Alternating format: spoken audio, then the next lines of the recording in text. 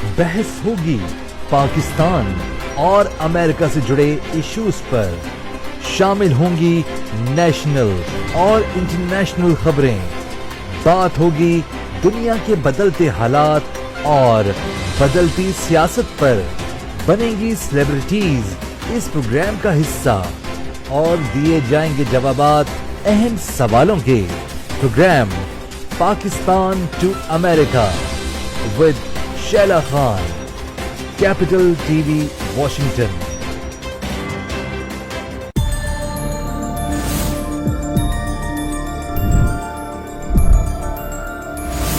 You are watching Capital TV Washington, the best South Asian TV channel in North America.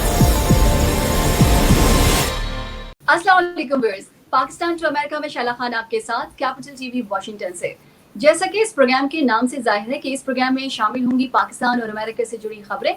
बातें होंगी दोनों मुल्कों की सियासत पर और हालात हाजरा पर, और इन सब पर अपना तज्जिया पेश करने के लिए मेरे साथ मौजूद हैं प्रोग्राम वॉशिंगटन नाइट शो के एंकर आसिम सिद्दीकी साहब, कैपिटल टीवी वॉशिंगटन अमेरिका से। अस्सलाम वालेकुम जी, वालेकुम अस्सलाम। अपने नाज़रीन को बताते चले कि पाकिस्तान की हुकूमत ने फैसला किया है कि ओवरसीज पाकिस्तानियों को वीवीआईपी का दर्जा दिलाने के लिए वफाकी इदारों में खुसूसी माली और गैर माली अमरात और प्रोटोकॉल दिया जाएगा, और इसके लिए उस पर गौर भी हो रहा है। इस सिलसिले में वज़ीर आज़म ऑफिस में समंदर पार पाकिस्तानियों के लिए खुसूसी मराद का एक मुकम्मल पैकेज उसको तैयारी के मरहले में है, और वफाक के कौन कौन से इदारे बैरून मुल्क मुकीम पाकिस्तानियों को क्या क्या मराद देंगे। वज़ीर आज़म की तरफ से हिदायत है कि तमाम महकमे इस अमर को यकीनी बनाए कि मुल्क में 26 अरब डॉलर सालाना का ज़र मुबादला भेजने वाली हुकूमत की तरफ से उनको बतौर शुक्रिया रियायत और प्रोटोकॉल दिया जाएगा। आसिम साहब, इसमें 3 मराद दी गई है। मुजव्विज़ा माली मराद है हुकूमती महकमों जैसे कि PIA, रेलवेज के किराए में बैरून मुल्क पाकिस्तानियों के लिए खास रियायत की तजवीज़। इसी तरह से बिजली और गैस के कनेक्शन की दरख्वास्त देते वक्त उनको मुकीम पाकिस्तानियों के मुकाबले में कम फीस देना पड़े। इसी तरह मोटरवेज की टूल टैक्सेस में रियायत, सरकारी तालीमी इदारों की फीस में रियायत, ID कार्ड और पासपोर्ट जो फीस है और इनकम टैक्स और एक्साइज की मद में खुसूसी रियायत ज़ेर गौर है। अगर माली बताएं कि गैर माली मराद जो है तो वो ओवरसीज पाकिस्तानियों को जो मराद बगैर किसी इजाफी खर्च की दी जा सकती हैं, उन्हें गैर माली मराद की कैटेगरी में डाला गया है, जिसमें समंदर पार पाकिस्तानियों को शनाख्ती कार्ड और पासपोर्ट की कम मुद्दत में फराहमी है। उनके बच्चों का वफाकी यूनिवर्सिटीज में दाखिले का कोटा है। वफाकी महकमों में रोजगार के लिए उनके बच्चों का कोटा मुकर्रर करना शामिल है। ओवरसीज पाकिस्तानियों के बच्चों को सरकारी मुलाजमीन की तरह उम्र की हद में रियायत भी देना है। ड्राइविंग लाइसेंस और जिले इंतजामिया की सहूलियात की निस्बतन जल्द फराहमी भी इस रियायत में शामिल है।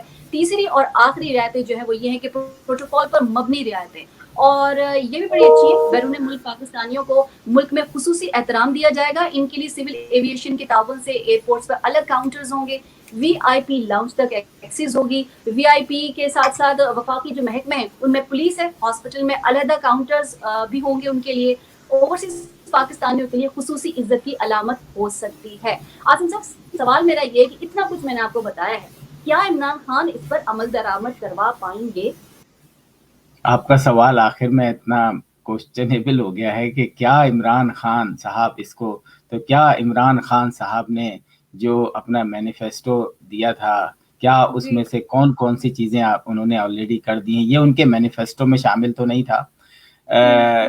ये भी बताता चलूँ कि जो दाखिलों के हवाले से है कि जो ओवरसीज़ पाकिस्तानी हैं वो इससे पहले भी जो है मेडिकल कॉलेजेस में जाते थे और अब तालीम हासिल करते थे, इंजीनियरिंग कॉलेज में जाते थे और बहुत सारे इदारों में जो है वो यहाँ से जाते थे। यह आज कोई नई बात नहीं है।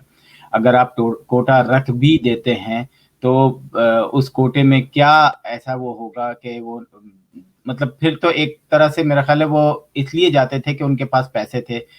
ये सारी चीज़ें क्या अरब एमिरेट्स या दूसरी जगहों पे जहाँ पे बेचारे मजदूर हैं जो कि अगर $1000 कमाते हैं और 500 और 600 जो है अपने घर भेज देते हैं, क्या उनके लिए भी होंगी? क्या वो 28 लाख मजदूर जो कि एमिरेट्स में होते हैं मुख्तलिफ अरब कंट्रीज में, क्या उनके लिए भी होंगी? ये वीआईपी कल्चर को प्रमोट कर रहे हैं। देखें, अगर मेरे हिसाब से अगर कोई अमीर आदमी है अमेरिका का उसको प्रोटोकॉल की क्या जरूरत है, उसको प्रोटोकॉल की कोई जरूरत नहीं है। लेकिन अभी हमने देखा कि यहाँ से कई कनाडा से या अमेरिका से कई लोग जाते हैं, वो जो है वो बनी गाला भी जाते हैं, उनको आगे पीछे 4-4 5-5 गाड़ियां पुलिस की भी चल रही होती हैं। तो आप सिर्फ वीआईपी कल्चर को जो है ना फरोग दे रहे हैं। अगर आपने कुछ ऐसा करना है, वो मैं पहले भी चीख के कह रहा था कि यार आप हर इंटरनेशनल एयरपोर्ट पे एक ओवरसीज पाकिस्तानी का वो बनाएं, एक क्या कहते हैं अलग से काउंटर, जिसमें वो अपनी जो है अगर कोई शिकायत होती है या वहां से राब्ता रखे और उनको फौरन उनका प्रॉब्लम सॉल्व किए जाए। तो ये जो इन्होंने बात की है, ये अभी हमने देखा कि इनकी मशीन भी आ गई है इलेक्ट्रॉनिक तरीके की, जिसमें वो कहते हैं कि अगले इंतखाबात जो हैं वो होंगे। खुद साख्ता अलामिया बयान किए चले जा रहे हैं और उसका हुकूमती सतह पर किसी भी किस्म का कोई वजूद ही नहीं है। आसिफ साहब, तो यही मैं पूछना चाह रही हूँ, हुकूमत क्या इनके इदारे कोऑपरेट करेंगे? इससे पहले जो समंदर पार पाकिस्तानियों की वजारत थी, उसमें 2019 में वजीर आजम की तरफ से एक हिदायतनामा जारी हुआ था, अगर आपको याद हो, कि वीआईपी मतलब जो पीआईए है और रेलवे समेत जो वफाकी महकमे है वो ओवरसीज पाकिस्तानियों के लिए रियायत देंगे। लेकिन उस पे आप यकीन कीजिए उन महकमों ने ये कहा था कि हम ऑलरेडी खसारे में जा रहे हैं, तो हम ये रियायत नहीं दे सकते। अब मैं पूछना यही चाह रही हूँ कि क्या इनकी अपनी गवर्नमेंट, इसके लोग, क्या वहां के इदारे क्या इतना कुछ पैकेज देने के लिए तैयार होंगे? देखें, अभी इन्होंने हालिया उसमें जब कोविड आया था तो इन्होंने ऐलान किया आके किसी तकरीर में कि जनाब अगर कोविड से रिलेटेड कोई भी इक्विपमेंट या कोई मास्क वगैरह आप लेकर आना चाहते हैं, ग्लव्स, हैंड सैनिटाइजर, उस पर कोई टैक्स नहीं होगा। तो हमें शिकायत यहाँ मौसूल हुई कि जनाब हमने कंटेनर भेजे हुए हैं, कस्टम वाले कह रहे हैं कि हमारे पास कोई ऐसा ऑर्डर नहीं है। तो हम इमरान खान का माजी में भी यही हाल है कि इन्होंने यू टर्न पे यू टर्न लिए चले जा रहे हैं, बयानात ये आके दे देते हैं, लेकिन उसका जो अमली उसको इकदामात करने होते हैं उस पर कहीं नामो निशान नहीं होता। फिर उनकी वही रिश्वत का लेवल पहले 5 लाख में कंटेनर छुटता था, अब 10 लाख में छुट जाता है। तो मुझे नहीं लगता कि ये एक खास अपने लोगों को जो पीटीआई के कारकुनान हैं उनको एक खास मराद देने के लिए ये इन्होंने सिस्टम शुरू किया है कि जी हम ओवरसीज के नाम से। आसिम साहब पीटीआई की बात कर रहे हैं तो मुझे याद आया कि पीटीआई की तरफ से एक ऐप लॉन्च की गई थी और उसमें मेंबरशिप के लिए पर्सनल इंफॉर्मेशन जो थी वो मांगी जा रही थी। इस पर आपकी एक वीडियो भी आई थी, कंट्रोवर्शियल से बनाई गई, तो वो क्या, मुझे जरा डिटेल बताइएगा हमारे सुनने वालों को। देखें, वीडियो बनाने का मकसद ये था कि काफ़ी ओवरसीज पाकिस्तानियों के मेरे पास शिकायत आई कि क्योंकि मैं ऐसे कंट्रोवर्शियल चीज़ों में हाथ डालता हूं जिसमें कहीं कोई नहीं डालता। कुछ अपनी रिश्तेदारियां निभा रहे होते हैं, कुछ अपनी दोस्तियां निभा रहे होते हैं, लेकिन मैं समझता हूं कि जो बात हकीकत है, जो बात मुझे सही लगती है, उस पर मैं बात करूं। तो यही वजह थी कि मैंने वो वीडियो बनाई। वो ऐप एक नहीं थी बल्कि एक .com का एक वेबसाइट थी जिसपे डेटा था कि जी आप अपनी पर्सनल इंफॉर्मेशन दें। और उसके बाद मुख्तलिफ जगहों पे, न्यूयॉर्क में हमने देखा कि बहुत से ऐसी जगहों से जो है वो लोगों के शनाख्ती कार्ड, लोगों के नायकॉप लिए गए और उसके बाद जो है एक पेपर पे जो है उन्होंने उनकी पर्सनल इंफॉर्मेशन, जिसमें जैसे पाकिस्तान का पता, अमेरिका का पता, national ID number, NICOP number, phone number, email address और फिर ये कि आप किस इलाके से नेशनल असेंबली का वोट देंगे, वो तक मालूमात थी। और उसके बाद according to PTI membership form आपने $60 देने हैं अपने क्रेडिट कार्ड से। लेकिन वहां पर हमने देखा कि कुछ ने क्रेडिट कार्ड दिए, कुछ ने पैसे भी नहीं दिए। वो जो है कनाडा में एक साहब स्पेस पे बैठ के हमें बता रहे थे कि मैंने पता नहीं कितने लोगों के पैसे दिए हैं और हमें ज़रूरत नहीं है लोगों के पैसों की, हमें की मेंबरशिप पे। तो आप वायलेट कर रहे हैं। आप ऐसे मुल्क में रह रहे हैं, एक ऐसे सिस्टम में रह रहे हैं जहां आपसे पूछगिछ की जा सकती है। अगर आपके पास ग्रीन कार्ड है, अगर आप सिटीजनशिप लेने जाते हैं तो वहां पर एक फॉर्म लिखा होता है जिसमें लिखा होता है क्या आपका किसी भी सियासी पार्टी से वाबस्तगी है, तो फिर आपको उधर यस लगाना होगा। और यस लगाने के बाद क्या सर, मुझे नहीं पता कि क्या होगा, वो किस तरीके से और सवालात पूछेंगे। फिर उसके बाद जब आपको $60 अपने क्रेडिट कार्ड से पे कर रहे हैं तो जी मैं यही पूछना चाह रही थी कि क्या उस पैसे के क्या वो भी चार्ज किए जा रहे हैं? जी बिल्कुल, वो भी पैसे चार्ज किए जा रहे हैं। और पिछली दफ़ा मेरा ख़्याल है मुझे अच्छी तरह याद है, कनाडा में एक स्पेस में हम बैठे थे, तो वहाँ के जो कोई ज़िम्मेदार थे, वो कह रहे थे $7 लाख दिया है। अच्छा, ये नॉन प्रॉफ़िट ऑर्गेनाइज़ेशन भी नहीं है, आप किसको पैसे दे रहे हैं? ये भी लोगों को है कि यहाँ पर फिर आपको उसको टैक्स भी देना पड़ेगा। अगर आप उस क्रेडिट कार्ड से किसी को पैसे दे रहे हैं, किसी तंजीम को पैसे दे रहे हैं या किसी को भी पैसे दे रहे हैं, तो फिर उस कंपनी को टैक्स भी देना पड़ेगा। अगर वो टैक्स नहीं देगी तो वो फिर, मैंने सिर्फ लोगों को आगाही दी थी कि आपकी इंफॉर्मेशन खतरे में हो सकती है। आप देख लें, अगर आप समझते हैं, अगर आप डाई हार्ट पीटीआई के लिए आपकी तन मन सब कुछ निछावर कर सही। सकते हैं, do what ever you want. लेकिन मुझे खुशी इस बात की है कि मेरे पास कई मैसेजेस ऐसे आए और शुक्रिया के मैसेज आए कि आसिम साहब आपने हमारी आंखें खोल दी, आसिम साहब आपने जो है वो हमें तो बिल्कुल अंदाजा नहीं था कि हम इस तरह फंस जाएंगे। एक सियासी तंजीम इतना इम्पोर्टेंट डेटा कैसे रख सकती है? अगर पाकिस्तान की सतह पर आ रहे होते ना, तो मैं फिर भी कहता कि चलो ठीक है, आप कुछ तो सिक्योरिटी वो होगी ना, कुछ तो सिक्योरिटी के हवाले से कुछ इकदाम किए होंगे। लेकिन एक कुछ तो सियासी होता है। तंजीम को तमाम चीजें बता देना, या तमाम चीजें वो चीजें जो आपके बाद में किसी भी तरीके से इस्तेमाल हो सकती हैं या गलत इस्तेमाल हो सकती है किसी भी तरीके, क्योंकि हमारे यहाँ तो आपको पता है ना कि बदला लेना पिछली पार्टी का था जी, इस पार्टी में आपने क्या किया था, उनके लिए क्या आपने काम किया था, तो ये हमारे यहाँ ये एक चलता रहता है। शैला, आप एक बात बताएं, अगर जी आपके कोई जानने वाला हो और आपके पास जी शनाख्ती कार्ड नंबर लेके आप उसका सिम फोन निकलवा सकती हैं, सिम कार्ड बनवा सकती हैं, तो बड़ी वो आसानी से बनवा सकती हैं। ये तमाम काम जो है बिल्कुल बिल्कुल। सीएनआईसी के बाद तो आप फिर कुछ रह नहीं जाता ना, जब अगर आपने सीएनआईसी नंबर ले लिया है, चले फोन नंबर भी मैं नहीं कहती, लेकिन सीएनआईसी नंबर अगर आपका चला गया है, फिर मतलब आप अपने हाथ तो काट ही लिए ना। तो मैं लेके चलूंगी आपको अफगानिस्तान में, जबकि अब हुकूमत बन चुकी है। तर्जुमान तालिबान ज़बीउल्लाह मुजाहिद अफगानिस्तान में कहा कि जंग खत्म हो गई है और हम ऐलान करते हैं कि हुकूमत बना रहे हैं, और खासा डिले करने के बाद उन्होंने आज हुकूमत बनाई भी है, यानी कि कुछ उन्होंने वज़रा का और कुछ उन्होंने अपने जो लोग थे उनको, इत्तेहादियों को भी उन्होंने वजारत दी है। मैं बात करना चाहूंगी कमर्शियल मीडिया की। इश्तिहारों और नो डाउट इश्तिहारों और हुकूमती जो हिदायत है उस पर चलने वाले कमर्शियल मीडिया के जो इदारे हैं, हुकूमती पॉलिसी के खिलाफ बिल्कुल नहीं जा सकते। बराह रास्त अहकाम ना हो तो ये सेल्फ सेंसरशिप का शिकार जाते हैं, और अफगान मीडिया भी कुछ ऐसी ही मुश्किलात का शिकार है। अफगान अवाम भी किसी हवाले से शकूक व शुबात का इजहार कर रही है। लेकिन अगर हम देखते हैं कि अफगानिस्तान का मकबूल तरीन टीवी चैनल्स की मैं बात करूं, तो जैसे निजी टीवी नेटवर्क है और उसने इंफोटेनमेंट प्रोग्राम्स की नशियात रजाकाराना तौर पर रोक दी। नाकदी ने इसे सेल्फ सेंसरशिप के जुमरे में डाला है। इसके अलावा अगर हम देखें अफगानिस्तान का सरकारी मीडिया जो कि टेलीविजन जो है, वो आवाम की तरफ से मजीद हिदायत मिलने तक तमाम खवातीन प्रेजेंटर्स को ऑफ एयर करते हुए अपने प्रोग्राम में इस्लामी रंग ज्यादा डाल दिया है। जैन टेलीविजन की बात कर लेते हैं। जैन टेलीविजन में भी खवातीन को स्क्रीन से हटाते हुए नए प्रोग्राम पेश करना उन्होंने बंद कर दिए हैं। अब मसला ये कि इस तरह की जो हालात हैं, मतलब जिसे कह सकते हैं कि अनप्रेडिक्टेबल भी हैं, आप उसे कुछ कह नहीं सकते हैं। ऐसे में आपको लगता है कि क्या ऐसे में कोई अफगानिस्तान का जो मीडिया है वो आजादी से काम कर सकता है? क्या वो अपने फैसले ले सकता है?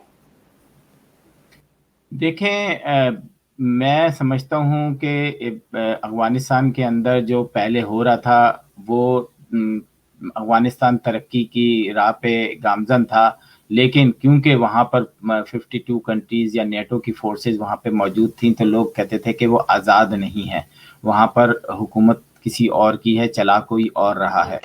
तो उसके बाद फिर जब हुकूमत आ गई इनकी, और उसके बाद इस तरह की पाबंदियां हम रोज़ाना अखबारात में देख रहे हैं, तो आप 1400 साल या 500 साल पीछे चले जाएं तो ये वो तालिबान हैं जो कि तालिबान को 500 साल पीछे ले जाके अफगानिस्तान को दोबारा से स्टार्ट करना चाहते हैं, लेकिन हकीकत से इससे कोई ताल्लुक नहीं है। आप देखिएगा अफगानिस्तान की हिस्ट्री रही है कि ये छोटे छोटे कबीलों में जो है वो बसे रहते हैं, और वो अपनी ट्राइब्स की जो है वो हिफाजत करते हैं। उनसे कोई ताल्लुक नहीं होता कि किसकी हुकूमत है। इवन अमेरिका की भी वहाँ जब तक थी, लेकिन उनके मखसूस ट्राइब्स अपने हवाले से खुद काम करते थे। वो कभी सवाए 2-3 जगहों के कभी किसी और को उन्होंने उसमें दखल अंदाजी की इजाज़त नहीं दी। अभी भी ताकत के जोर पे तालिबान आ गए हैं। ताकत किसने दी है? किसी ना किसी ने तो दी होगी। ये जो इतनी बड़ी बड़ी गने और 3.5 लाख फौज जो है बगैर कुछ बोले जो है मसमार हो गई है, तो आखिर इसके पीछे किसी का तो इंजन काम कर रहा है। और ये जिस तरीके से तालिबान ने आके मीडिया को निशाना बनाया है, कमर्शलाइज मीडिया को एक निशाना बनाया है। हमने देखा कि जहाँ पे ब्यूटी पार्लर खुला था तो वहां पे सिर्फ औरत की शक्ल नजर आ रही थी, तो उसको उन्होंने सफेदी करते हुए नजर आया हमें, उसको उन्होंने सब जगह से मतलब बंद कर दिया, सिर्फ नाम रहने दिया। तो आज अफगानिस्तान मैं आपको रुकूंगी, मैं आपको हाँ आसिफ साहब मैं ये रुकूंगी। अफगानिस्तान में यूरोपीय यूनियन के सफीर है आंड्रेस, उन्होंने कहा है कि अफगानिस्तान में खवातीन की हालत तालिबान की आमद से पहले भी बुरी ही थी। खवातीन से मुतालिक बहुत से मसाइल तालिबान के जो काबुल का जो कंट्रोल है उसे संभालने से पहले मौजूद है। मसाइल उन 20 साल जब वहाँ गैर मुल्की अफवाज थी। खवातीन के हालात जो थे वो अफगानिस्तान में तालिबान की आमद से अचानक खराब नहीं हुए, बल्कि ये 20 साल से ही ऐसे थे जब दूसरी यहाँ पर जो लोग थे वो हुकूमत करते रहे, या फिर जो गैर मुल्की अफवाज थी वहां थी। वो तो ये कहते हैं नहीं, उनकी पार्शली बात सही है कि मैंने जैसे अभी कहा ना कि छोटे छोटे ट्राइब्स में रहते हैं, तो उनकी हालात वहां पे भी वैसे ही थे। लेकिन अफगानिस्तान के अंदर कुछ शहरों में औरतें जो थी वो तरक्की कर रही थी, औरतें पढ़ रही थी, औरतें मुख्तलिफ प्रोफेशन में जा रही थी, जर्नलिज्म में जा रही थी, डॉक्टर बन रही थी, इंजीनियर बन रही थी और बहुत कुछ कर रही थी। हम लेडी डॉक्टर से तो इलाज कराने के लिए रेडी हो जाते हैं, लेकिन लेडी डॉक्टर को बनाने के लिए हम राजी नहीं होते। वहां पर हमारी जो है ना प्रॉब्लम लग जाती है। अब ये कौन सी साइंस तालिबान को समझाए कि वो जो है वो इन सब चीजों पर जरा नजरसानी कर लें। तो मेरे हिसाब से जो है वो तालिबान को जिस तरीके की खबरें आ रही हैं वो वही पुराना एक सिस्टम ला के यहाँ पे लागू करना चाहते हैं विथ समवन, और फिर इंटरनेशनल मीडिया से कहते हैं, मीडिया पर आके कहते हैं कि हमें मदद चाहिए, हमारी मदद करो, हमें खाने को चाहिए, हमारी जो है मुख्तलिफ जगहों पर मुख्तलिफ चीजें बनाने में मदद करो। तो भाई कोई क्यों मदद करेगा जब वहां पे आप औरतों का एहतसाल कर रहे हो, वहां पर आप बच्चों के साथ जो उनके स्कूल कॉलेजेस पे पाबंदियां लगा रहे हो, वहां पर आप शोबिस से रिलेटेड लोगों को जो है वो आने नहीं दे रहे। आपने यहाँ तक आती साथ वो कर दिया कि कोई औरत उस वक्त तक चैनल पे नहीं जाएगी जब तक कि वो हमारे हिसाब से जो है वो जो हमारी कमिटमेंट पे जो है वो साइन ना कर दे। तो आपने तो सब कुछ ही खत्म कर दिया। और फिर उसके बाद ये है कि अब आपका आसिम साहब मैं यहाँ ये बात जरूर कहूंगी, इतना तो है, लोग ये भी समझ रहे हैं कि क्योंकि अफगान मीडिया को थोड़ा सा ही बर्दाश्त कर रहे हैं तालिबान, इसकी वजह ये कि इनको मीडिया की जरूरत भी है। आपने देखा इंटरनेशनली, आपने देखा कि तालिबान जो है मगरबी मीडिया को मुल्क से रिपोर्टिंग की मुकम्मल इजाजत भी दी उन्होंने। हम पाकिस्तान के अगर बात करें तो दर्जनों रिपोर्टर्स जो है वो अफगानिस्तान के मुख्तलिफ इलाकों से रिपोर्टिंग करके वहां पर आ भी रहे हैं। तो मुझे लगता है कि ये जरूर वो कहते हैं कि इस्लामी तालीमात या उसके मफादात के साथ हम मीडिया को लेकर आएंगे, लेकिन थोड़ा सा उन्होंने रिलीफ दिया है। उसकी वजह मैं आपको यही बता रही हूँ, जैसे कि बाकी लोग भी कह रहे हैं कि क्योंकि इनको एग्जिस्ट करना है, अब यहाँ पर रहना है, तो ये कोई ना कोई किसी ना किसी पैकेज पे तो आएंगे। ऐसा है, आपको लगता है?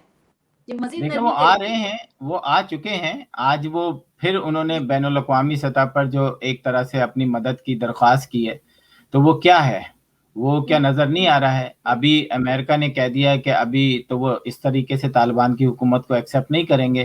कनाडा ने तो बिल्कुल मना ही कर दिया है। जो बाइडन ने यही कहा है कि भाई तस्लीम करने की अगर बात करते हैं तो तस्लीम करने में अभी थोड़ा वक्त लगेगा, लेकिन ज़बीउल्लाह कहते हैं कि हमारी इमदाद की जाए, लेकिन इमदाद जो है उसका खैर मकदम तो करेंगे, लेकिन मशरूत नहीं होनी चाहिए। आपको लगता है कि ये दोनों मुल्क, चाहे वो अमेरिका एक्सेप्ट करता है और चाहे ये ज़बीउल्लाह जो ये कह रहे हैं कि हम शराइत हम नहीं मानेंगे, आगे जाके लगता है कि ये दोनों जो मुल्क जो हैं ये कुछ स्ट्रैटेजी अपनी चेंज करेंगे, कुछ दो और कुछ लो की पॉलिसी पर? ऐसा लगता है आपको? आपका तजर्बा क्या कहता है? देखें, पाकिस्तान की जब मदद की जाती है, कोई भी मुल्क पाकिस्तान में मदद करता है तो वो अपना एजेंडा तो लाता है ना। अगर आपका यूनाइटेड नेशन कुछ कहता है तो वो कहता है ये करो, ये करो, ये करो। वो कहता है हम तुम्हें ग्रे लिस्ट से निकाल देंगे, लेकिन तुम मनी लॉन्ड्रिंग के बारे में तो हमें बताओ, बच्चों जो वहाँ पे रेप्स हो रहे हैं, जो लॉ एंड ऑर्डर का वो है उसको सही करो। हर मुल्क दुनिया का वहां आप पे मदद करेगा, लेकिन अपनी टर्म्स एंड कंडीशन पे, आपकी टर्म्स एंड कंडीशन पे नहीं। ये इनको समझ में क्यों नहीं आ रही कि आप मतलब दुनिया के कौन से ऐसे शहजादे हैं कि लोग बगैर किसी टर्म्स एंड कंडीशन पे आपकी मदद करेंगे। मैं समझता हूं अगर पाकिस्तान भी मदद करेगा ना किसी की टर्म एंड कंडीशन पे ही करेगा। पाकिस्तान के हवाले से अभी आगे चल के हम बात करेंगे, वहां भी बहुत बड़े क्वेश्चन मार्क लगे हुए हैं, पाकिस्तान का अपना क्या हाल है और वो अफगानिस्तान को किस तरह से देखते हैं। तो अफगानिस्तान की हुकूमत कोई शहजादे नहीं है कि वो अपनी टर्म्स एंड कंडीशन पे दुनिया को कहें कि हमारी मदद करो। जी, पाकिस्तान की तरफ भी लेके चलती हूँ आपको। पाकिस्तान की खुफिया एजेंसी की आईएसआई की सरबराह जनरल फैज हमीद हालिया दौरा काबुल मीडिया पे छाया रहा, और ये दौरा जो था वो दुनिया भर में बहस के काबिल रहा, या मौजूद बहस बना रहा। उसकी वजह ये थी कि जब अफगानिस्तान की नई हुकूमत बनी ही नहीं तो उनके जाने का असल मकसद क्या था। वैसे भी जनरल फैज हमीद पाकिस्तान में तो मैं सरकारी बयानात, आपने देखा होगा सरकारी बयानात होते हैं, सिर्फ तस्वीर में आपको नजर आएंगे, लेकिन काबुल में वो पब्लिक में नजर आए थे। चाय या कॉफी जो भी उनके हाथ में प्याली थी उसके साथ वो तस्वीर थी, तस्वीर पे बहस होती रही। कुछ लोगों ने कहा कि जानबूझ के ये रिलीज की गई है, कुछ लोगों ने कहा कि नहीं ये महज इत्तेफाक था। लेकिन मैं पूछना ये चाहूंगी कि इन तमाम कार्रवाई में इंडिया क्यों परेशान है? हाँ, इंडिया पाकिस्तान इसलिए खुश है कि अफगानिस्तान से इंडिया का जो ताकत थी वो खत्म हो गई है, और अब इंडिया इसलिए परेशान है कि पाकिस्तान के अंदर जो है पाकिस्तान जो है फुल अफगानिस्तान की हुकूमत को सपोर्ट करेगा, और सपोर्ट ही नहीं करेगा बल्कि मदद करेगा। अभी आपने हाल में ही देखा कि पाकिस्तान एम्बेसी के बाहर अफगानिस्तान की औरतों ने और लेडीज ने एक बहुत बड़ा जुलूस निकाला, और पाकिस्तान की जो एजेंसी है आईएसआई को उन्होंने निशाना बनाया, प्ले कार्ड उठाए हुए थे। तो ये जो सारी चीजें हैं ये भी तो कुछ चीजें जन्म लेती है। मसला हमारे साथ इस मुल्क के अंदर यह है कि हमारा एक डमी प्राइम मिनिस्टर मौजूद है यहाँ पर, जो कि पार्लियामेंट में फैसले नहीं होते हैं। यही वजह है कि फिर मैं और आप बैठ के आईएसआई के चीफ जो कि अफगानिस्तान में मौजूद थे उन पे बात करते हैं। अगर यही चीज पार्लियामेंट उनको इजाजत देती कि हम आपको इजाजत देते हैं वहां जाएं, पूछें उनसे किसी चीज की, आप हमारे इस्लामी ब्रदर हैं, आप हमारे नेबर हैं, आपसे हमारा बड़ा ताल्लुक है, तो अगर आप किसी चीज की आपको कोई तकलीफ है या अगर आपसे कोई हम बार्गेनिंग करना चाहें तो आप जाएं। तो किसी किस्म का कोई सवाल मैं और आप यहाँ नहीं उठा रहे होते, क्योंकि पाकिस्तान की पार्लियामेंट ने अपनी फौजी सरबराह को जो एक एजेंसी के हैं उसको इजाजत दी के जाए। हम तो अकले कुल हैं, हम उनको तो ये भी नहीं पता था जब बीबीसी की नुमाइंदा या किसी और के नुमाइंदे ने सवाल किया कि आप क्यों हैं, तो उसका जवाब भी बेचारे किसी फॉरेन मिनिस्टर किसी पीछे खड़े हुए आदमी ने दिया। उनको जवाब देने तक नहीं आया कि हम यहाँ पर क्यों हैं। वो कहते हैं मैं तो अभी लैंड किया, मुझे तो नहीं पता, मुझे तो काके के अब्बा ने भेजा था। खैर माजरत के साथ ही मजाक कर रहा हूँ, लेकिन कम से कम आप किस तरीके की गुफ्तगू कर रहे हैं वहां जाके। जिन ममालिक के देखिए आसिफ साहब, जिन ममालिक के साथ बाज़ाब्ता ताल्लुकात नहीं होते वहां इंटेलिजेंस एजेंसीज गैर रस्मी फ्रेमवर्क बनाती हैं ताकि वहां के मसाइल को समझा जा सके। तो फैज हमीद साहब के लिए भी यही कहा जा रहा है कि ये दौरा अफगानिस्तान जो था वो गैर रस्मी फ्रेमवर्क बनाना था। इसमें क्या गलत है? अगर बिल्कुल है, बिल्कुल तो आपकी बात 100% सही है, लेकिन वो इस तरह पब्लिक में नहीं होता। आप क्या ख्याल है कि दुनिया में आप इंडिया के साथ तो सब कुछ कर रहे हैं, आप अपने कारोबार कर रहे हैं, आप अपनी सीमेंट बेच रहे हैं, आप उनसे दवाएं खरीद रहे हैं, आप सब कुछ कर रहे हैं, लेकिन अब वैसे इंडिया हमारा बदतरीन दुश्मन है। मतलब ये तो फिर चापलूस क्या कहेंगे इसको आप। अगर आपको कुछ ऐसा करना था तो आपने पब्लिक में नहीं आना था ना, फिर मैं और आप बैठ के यहाँ सवाल नहीं कर रहे होते। आप जैसे पहले कई दफा हिडन उसमें गए, आज भी आप छुप के चले जाते। आपको जरूरत था कि आपने पब्लिक में ये अनाउंस करना था कि जी देखें मैं आया हूँ, तो मेरी शक्ल जो है बहुत अच्छी है, दुनिया जो है अब मैं भी टीवी पे आने लगा हूँ। मतलब ये क्या है कि यहाँ पर कितने लोगों ने सवाल उठाया कि एक हुकूमत अभी बनी नहीं है और आपके आईएसआई के चीफ वहां पहुंच गए। तो कंट्रोवर्शियल, तो अगर आपको जाना था तो फिर आप उसी हवाले से जाते ना कि किसी को पता नहीं चलता, लेकिन कम से कम आप इस तरह गए हैं तो यहाँ पर आपका पार्लियामेंट की इंडोर्समेंट होनी चाहिए थी। अच्छा, मैं ये पूछना चाहूंगी कि पाकिस्तान तो शायद आप जैसे कह रहे हैं और भी लोग कहते हैं कि ये होना चाहिए था, ये नहीं, लेकिन मोदी साहब कोई अगर काम करते हैं तो वो खुल्लम खुल्ला करते हैं। सैयद अली गिलानी की मौत की खबर की तस्दीक जैसे ही हुई है, भारतीय फौज ने जो कुछ किया वो आपके सामने है। जो फौज थी उन्होंने हैदरपुरा में सैयद गिलानी के घर के बाहर पहुंच गई थी, उसी वक्त ही साफी जो थे सैयद अली गिलानी के आखिरी रसूमात की अक्सबंदी करना चाहते थे, कुछ छूट करना चाहते थे, उनको भी नहीं करने दिया गया। कर्फ्यू की सी कैफियत रही, मोबाइल सर्विसेज बंद कर दी गई, इंटरनेट मुनक़ता कर दिया गया। इसके साथ-साथ मुज़ाहरे ना हो उसकी वजह से तमाम काम कर दिया गया। सिक्योरिटी फोर्सेस जो थी वो श्रीनगर में आपको नज़र आई, इनके सारी सड़कें बंद रही थी, मवासलात का निज़ाम दरहम-बरहम हुआ था, मैयत को तहवील में लिया गया। ये तमाम की तमाम जो सब कार्रवाई की गई, तो क्या इंडिया के सामने इंडिया को कोई इंडिया किसी को जवाब दे नहीं है, वो अपनी पब्लिक को जवाब दे नहीं है, या वो आलमी ताकतों को या लोगों को जवाब दे नहीं है कि वो कर क्या रहा है? देखें, जब ये आखिरी दफ़ा आए थे कश्मीर के रहनुमा वाशिंगटन, तो मेरी हम इनसे भी मुलाकात हुई थी और उन्होंने हमें बताया था कि ये मैं आखिरी दफ़ा आ रहा हूँ, मेरी अब सेहत इजाज़त नहीं दे रही कि मैं बार बार यहाँ वाशिंगटन का दौरा कर सकूँ। और उसके बाद कश्मीर के हवाले से जब पाकिस्तान की कोई जब 370 का राज हुआ और उसके बाद पाकिस्तान खामोश हुआ और उसके बाद हज़ारों इंडियन फ़ौजों ने जो जुल्म किया कश्मीर के अंदर, उस पे पाकिस्तान बिल्कुल खामोश रहा, पाकिस्तान की हुकूमत खामोश रही, पाकिस्तान की अस्करी क़यादत खामोश रही। ये कोई ढकी छुपी बात नहीं है, ये आपको भी पता है। मुझे बता दें कि कितने बड़े-बड़े जुलूस निकले, बल्कि हमारे प्राइम मिनिस्टर ने आके कहा कि आप लोगों को LOC जाने की ज़रूरत नहीं है। फिर हमारे जो है वो एक शाह महमूद कुरैशी ने कहा कि 370 इंडिया का अंदरूनी मामला है। तो अब अंदरूनी मामले को अंदरूनी मामले की तरह लोग एंजॉय करेंगे ना। अब पाकिस्तान का फर्ज करें वजीर आजम आके कहता है कि जनाब आपने जो इतने बड़े लीडर के साथ ये किया है तो आपने ये गलत किया है, तो उसके बाद लोग क्या कहेंगे कि जहां आपने बोलना था, जब एक कश्मीर यूनाइटेड नेशन का एक वो था कि जनाब कश्मीर जो है वो या तो वो फैसला करेगा कि वो पाकिस्तान के साथ है, इंडिया के साथ है। जब इंडिया ने अपना कब्जा जमाया उसके ऊपर और उसको अपनी नेशन का हिस्सा वो करार दिया, उस वक्त तो आप खामोश रहे, तो अभी कैसे बोल रहे हैं? और मैं बताऊं आपको कि इंडिया पाकिस्तान के मसले में कोई टांग नहीं अड़ाना चाहता, कोई बात नहीं करना चाहता, क्योंकि हमने पाकिस्तान ने खुद ये मसला जो है ना दफन कर दिया है। अब इस पे अब पाकिस्तान को अपने कश्मीर के लाले पड़ गए हैं कि जनाब उसको जल्द से जल्द जो है 5वां सूबा बनाया जाए, क्योंकि इंडिया ने तो कर लिया जो करना था उनको। तो हमें भी ये शिकायत होती है कि भाई अब इंडिया के ऊपर जुल्म के पहाड़ तो तोड़े जा रहे हैं कश्मीरियों के ऊपर, तो आखिर कौन बोले? कोई भी नहीं बोल रहा। आप मुझे बता दें कि क्या चाइना ने, क्या रशिया ने, क्या अमेरिका ने, क्या और किसी ने कोई बात की है? वो कहते हैं कि ठीक है, वो अपने हिसाब से इंडियन उनको समझा देते हैं, क्योंकि इंडियन जो है अमेरिका के के अंदर जो डिप्लोमेसी कर रहे हैं वो इतना आगे तक चले गए हैं कि हम तो वहाँ हमारी धूल भी नहीं पहुंचती।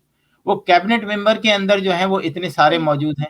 फिर उसके बाद जब हम कुछ कहते हैं कि जनाब आप कम से कम अपना APP का नुमाइंदा तो अमेरिका भेज दें, दुनिया के सबसे बड़े ताकतवर कंट्री के अंदर जहां पर फैसले होते हैं, वहां पर पाकिस्तान का कोई भी जर्नलिस्ट नुमाइंदा नहीं है पिछले 7-8 सालों से।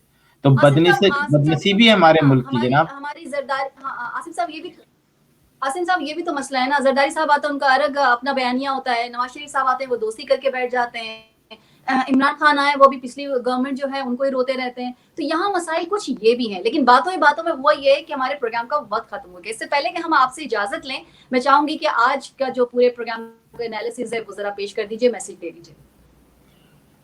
मैसेज यही दूंगा PTI के उन सपोर्टर से कि प्लीज अपनी इंफॉर्मेशन, अपनी फाइनेंशियल और पर्सनल इंफॉर्मेशन किसी भी सियासी जमात के साथ शेयर नहीं करें। कहीं ना कहीं किसी न किसी तरह शायद आपको वो नुकसान हो सकता है, पहली बात। दूसरी बात, अफगानिस्तान के हवाले से मैं समझता हूँ कि अफगानिस्तान मेरे पास कोई ऐसा सिस्टम आ जाए कि मैं पॉज लगा दूं और 6 महीने बाद का अफगानिस्तान देखूं कि वो कैसा है। एक चीज थी, हो गई, खत्म हो गई, दुनिया को एक्सेप्ट करना था। इसमें जो लोग झंडे गाड़ रहे हैं ना कि जी देखा हमने भगा दिया, नहीं नहीं नहीं, ये झंडे आप गाड़े नहीं। ये अगर वो 20 साल और भी अमेरिका वहां रहना चाहता तो रह सकता था। अमेरिका की जीत और हार कभी भी अमेरिका के लिए इंपॉर्टेंट नहीं रही। अमेरिका अपने मफादात की जंग अपने कंट्री के लिए लड़ता है, अपने लिए लड़ता है, डजंट मैटर कि उसको फायदा हो या नुकसान हो। तो ये जो जीत के झंडे लोग गाड़ने की कोशिश करते हैं कि देखा हमने भगा दिया, नहीं, अमेरिका ने खुद फैसला किया, डोनाल्ड ट्रंप ने, कि हम अपनी फौज को बुलाएंगे और उसको बाइडेन ने जो है वो काम पूरा किया। यस, आखिर में काबुल में जो हुई वो अगर थोड़ा सा टाइम और दे देते तो मैं समझता हूं कि दुनिया को एक बड़ा अच्छा मैसेज जाता कि बिल्कुल क्लियर तरीके से जो है अमेरिकन फौज वहां से निकली है, काबुल फौज ने वो कर लिया। लेकिन जिस तरीके से वो लोग आए हैं वो एक बहुत बड़ा क्वेश्चन मार्क है और आइंदा मैं नहीं समझता कि इस पे बहस करनी चाहिए, क्योंकि जो होना था वो हो गया। आइंदा हम सब चाहते हैं कि अफगानिस्तान में अब सुकून की ज़िंदगी हो। 40 साल से 30 साल से वहाँ पर एक जंग की ज़िंदगी है ना। बहुत कम मेरे ख्याल है लाखों की तादाद में होंगे सिर्फ लोग जो कि दूसरी दुनिया में चले गए हैं और वहाँ पर अपना फ्यूचर बना लिया है। लेकिन अभी भी करोड़ों अफगानी जो है वो उनको पता ही नहीं है कि दुनिया है क्या।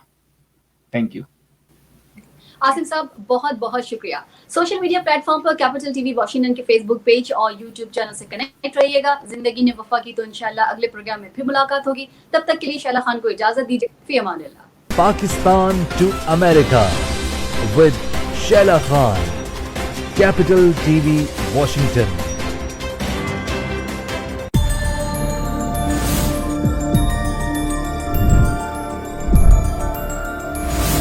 You are watching Capital TV Washington. The best South Asian TV channel in North America.